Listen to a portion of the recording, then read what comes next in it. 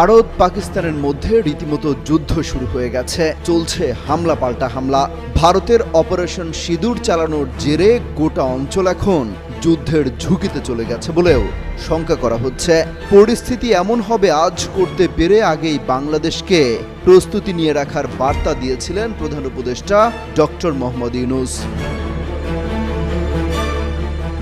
গেল ৩০ এপ্রিল ঢাকায় বিমান বাহিনীর বার্ষিক মহড়া অনুষ্ঠানে সবার সামনে বলেছিলেন, আমরা এমন এক বিশ্বে বসবাস করি যেখানে যুদ্ধের প্রস্তুতি না রাখাটা আত্মঘাতী।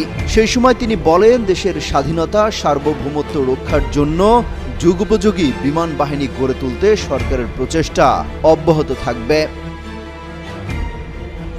যমুনা ইলেকট্রনিক্স ঈদে ডাবল খুশি অফার সিজন 3, যে কোনো পণ্য কিনলেই পাচ্ছেন নিশ্চিত ঈদ উপহার।